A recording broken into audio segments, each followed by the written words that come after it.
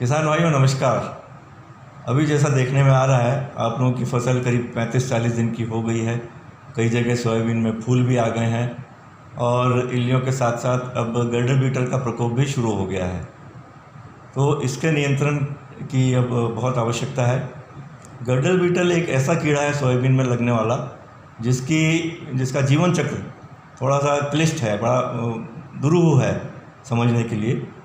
आप लोगों को सिर्फ जब पत्ती सूखती है तब ऐसा लगता है कि गर्डल बीटल का प्रकोप शुरू हो गया है, लेकिन उसके पहले से इसको ध्यान देने की ज़रूरत है। जैसे ही इसकी मादा मक्खी जो एडल्ट है, वयस्क है इसका, वो पौधे के किसी भी भाग पे रिंग बनाती है, गर्डल बनाती है, तो 2 से 3 घंटे के अंदर वो पत्ती मुरझाकर लटक जाती है, झूल जाती है।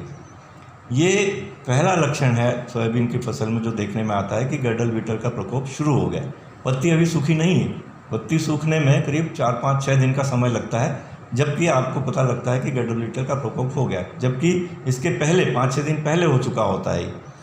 तो अगर हम अपनी फसल की सतत निगरानी कर रहे हैं, रोज़ खेत में जा रहे हैं, तो इस तरह के लक्षण को देखना कोई मुश्किल बात नहीं है। बड़ी आसानी से इस तरह की झूली हुई पत्तियाँ, लटकी हुई पत्तियाँ देखने को मिल सकती हैं और आपको अंदाज़ हो सकता है कि गर्डल बीटल का प्रकोप शुरू हो गया है। इसी समय हमको इसके उपचार करने होंगे।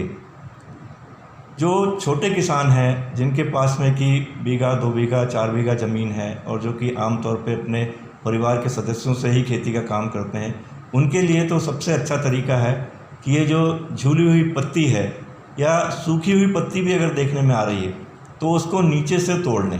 पूरा पौधा भी तोड़ने की ज़रूरत नहीं है, पत्ती के डंठल समेत उसको तोड़ लें नीचे से और एक बैग में भरते हुए, एक थैली में भरते हुए उसको खेत के बाहर कर दें।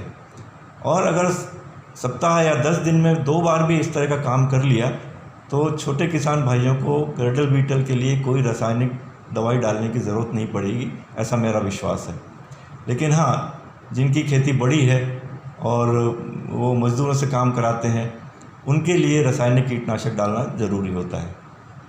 तो भारत सरकार ने और सोयाबीन अनुसंधान संस्थान में जो रिसर्च हुई है उसके आधार पे एक कीटनाशक जो खास गर्डल बीटल के लिए अनुशंसित किया गया है, उसका नाम है थाइक्लोप्रिड।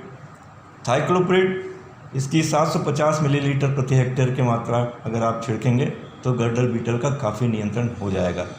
इसके अलावा इमामेक्टिन बेंजोएट है, प्रोफेनोफॉस है। ये एक कीटनाशक वाले, एक दवाई वाले कीटनाशक हैं। इनका प्रयोग करके आप गर्डल बीटल के प्रकोप को कम कर सकते हैं।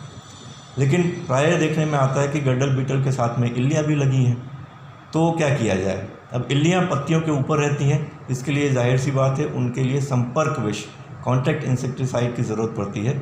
और चूँकि गर्डल बीटल की इल्ली, उसका अंडा, ये सब अंदर रहते हैं, तने के अंदर रहते हैं, इसके लिए दवाई वहाँ तक पहुँचने के लिए सिस्टमिक इंसेक्टिसाइड की ज़रूरत पड़ती है। उसके लिए हमारे पास में 2 ऐसे इंसेक्टिसाइड हैं जिनमें कि दोनों तरह की दवाइयाँ मिश्रित हैं, पूर्व मिश्रित हैं, आपको मिलाने की ज़रूरत नहीं है उसके लिए।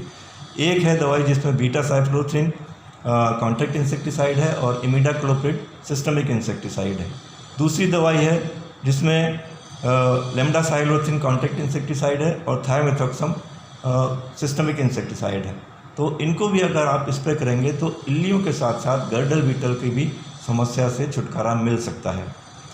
किसान भाइयों, एक चीज़ और मैं बताना चाहूँगा गर्डल बीटल की लाइफ साइकिल के बारे में, उसके जीवन चक्र के बारे में, कि अगर आपने समय रहते इनका उपचार नहीं किया तो इसकी इल्ली बढ़ते बढ़ते पत्ती की डंठल से होते हुए, शाखा से होते हुए उसके मुख्य तने तक पहुंच जाती है और ये पूरे भाग को खोखला कर देती है, जिसकी वजह से जैसे जैसे नीचे जाती है ऊपर का भाग पूरी तरह से सूख जाता है। और जब ये ज़मीन से करीब 4-5 इंच ऊपर रह जाती है तो पौधे को अंदर ही अंदर बैठे बैठे वो काट देती है। तो जहाँ से काटती है उसके ऊपर जितनी भी फलियाँ लगी हैं वो आपके हाथ में नहीं आती हैं, वो आपके उत्पादन में नहीं आती हैं, वो उत्पादन कम हो जाता है आपका। और तने का वो भाग जो ज़मीन में लगा हुआ है उसमें इल्ली छुपी रहती है और फिर से अपने शरीर की लंबाई के बराबर एक टुकड़ा तने का काटती है और तने के उस टुकड़े को दोनों तरफ से बंद कर देती है। इसका मतलब एक अपना सुरक्षा कवच बना लेती है वो। और इस सुरक्षा कवच में वो अगले साल तक पड़ी रहती है। सोयाबीन की कटाई हो जाती है और उसके बाद में अगली फसल की तैयारी करते हैं, तो ये मिट्टी पलटने के साथ में ज़मीन के अंदर चली जाती है और ये अगले वर्ष तक सुषुप्तावस्था में रहती है। अगले वर्ष फिर जब बारिश होती है तब इसका प्यूपा बनता है और इसमें से वयस्क फिर से निकल के आ जाता है। तो ये जो जीवन चक्र मैंने बताया, इसकी जानकारी आपको इसलिए भी होना चाहिए कि अगर इसका समय रहते हमने उचित नियंत्रण नहीं किया तो ये कटाई से पहले ही कटाई कर देती है और उसमें बहुत ज़्यादा नुकसान होता है। ये आकलन किया गया है कि अगर गर्डल बीटल का उचित उपाय नहीं किया गया तो इससे 58 से 60% तक उपज में कमी आ सकती है। तो किसान भाइयों, मेरा निवेदन यही है कि आप गर्डल बीटल जैसे एक कठिन कीट को उचित नियंत्रण करें, उसका उचित दवाइयों के साथ नियंत्रण करें या जो भी विधियां अभी मैंने बताई हैं उनके साथ में नियंत्रण करें और अपनी सोयाबीन में होने वाली हानि को बचाएं और अच्छा उत्पादन लेने के लिए अग्रसर हों। धन्यवाद।